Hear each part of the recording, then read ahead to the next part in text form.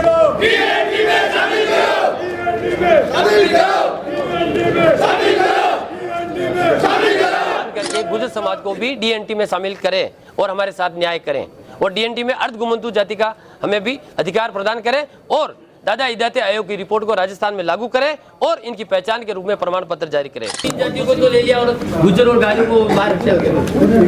हमारी ये मांग है भाई हमें डीएनटी से जोड़ो। कुछ स्टेटों में तो गुर्जरों को इसमें शामिल कर दिया, लेकिन राजस्थान के गुर्जर समाज को डीएनटी आयोग से वंचित कर दिया। एक प्रदेश में दो व्यवस्थाएं क्यों लागू की जा रही है?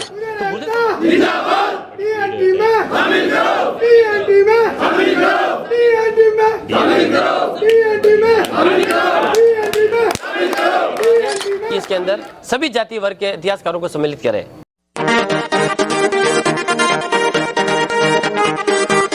गुर्जर समाज ने राजसमंद जिला कलेक्ट्रेट पहुंचकर सरकार के विरुद्ध जनाक्रोश व्यक्त किया और बाद में मुख्यमंत्री के नाम जिला कलेक्टर को ज्ञापन सौंपा गया।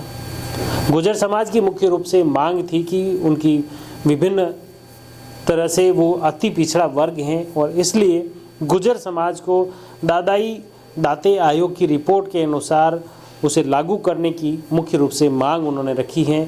वंचित जातियों की सूची में गुर्जर समाज को शामिल करने और डीएनटी सूची में गुर्जर समाज को सूचीबद्ध करने की मांग की गई। इस दौरान गुर्जर समाज द्वारा मुख्यमंत्री के नाम जिला कलेक्टर को ज्ञापन सौंपा गया। 8 सूत्री इसमें मुख्य रूप से मांगे रखी गई हैं, जिसमें समाज के समग्र उत्थान की बात की गई है।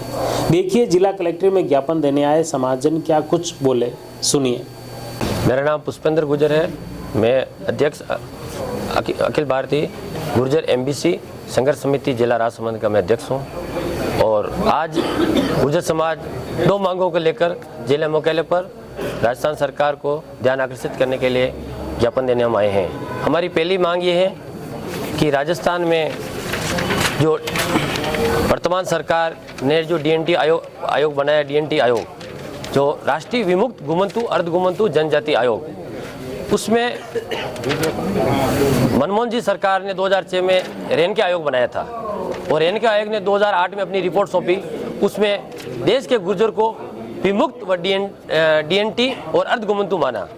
उसके बाद में राजस्थान की तत्कालीन वसुंधरा जी की सरकार ने 2017 में एमबीसी की 5 जातियों के पक्ष में 1/11/2017 को एक रिपोर्ट भेजी राष्ट्रीय विमुक्त गुमंतु अर्ध गुमंतु जाति आयोग को कि इन राजस्थान की जो 500 जातियां जो एमबीसी की हैं उनको डीएनटी में शामिल किया जाए।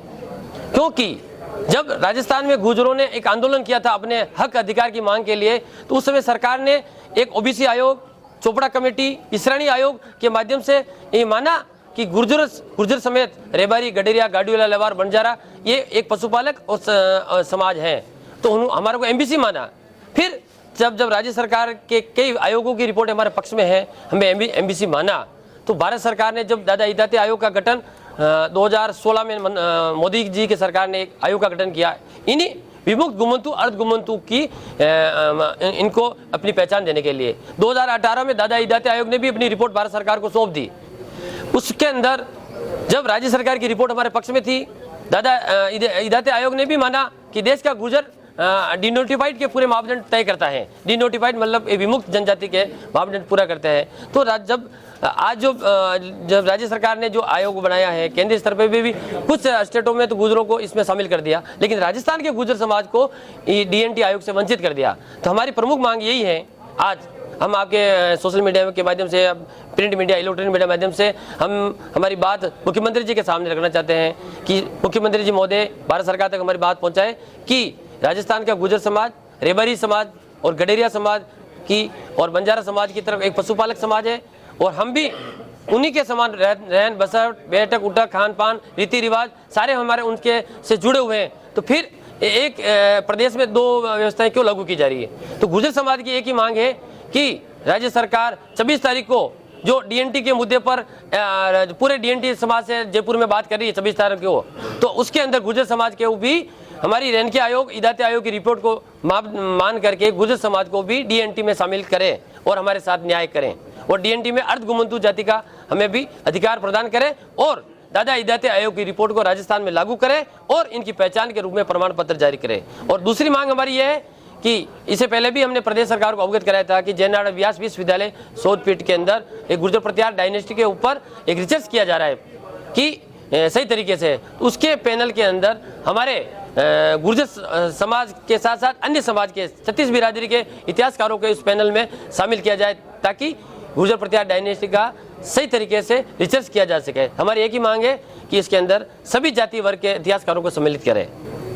जय हिंद, जय वीर गुर्जर, जय श्री देवनारायण। तो देखा, गुर्जर समाज के पदाधिकारियों ने स्पष्ट तौर पर कहा कि उनके समाज को अति पिछड़ा वर्ग में माना गया है, तो उसमें कहीं न कहीं आज उनके समाज पिछड़ रहा है, जिसके लिए सरकार, केंद्र सरकार हो, राज्य सरकार हो, इन्होंने ध्यान नहीं दिया है और इसमें संशोधन करने की ज़रूरत है। साथ ही उन्होंने कहा कि गुर्जर प्रतिहार राजवंश पर शोध करने वाले जयनारायण व्यास विश्वविद्यालय जोधपुर में शोध संस्थान की स्थापना हुई, जिसमें गुर्जर प्रतिहार मिहिर बोज जी के नाम के आगे से गुर्जर शब्द को हटा दिया गया, जिस पर उन्होंने आक्रोश व्यक्त करते हुए उन्होंने कहा कि गुर्जर प्रतिहार डायनेस्टी के रिसर्च पैनल में गुर्जर समाज के इतिहासकारों को शामिल किया जाए और सही इतिहास को लिखा जाए, लिपिबद्ध किया जाए, ताकि देश के गुर्जर समाज में भ्रम की स्थिति उत्पन्न न हो।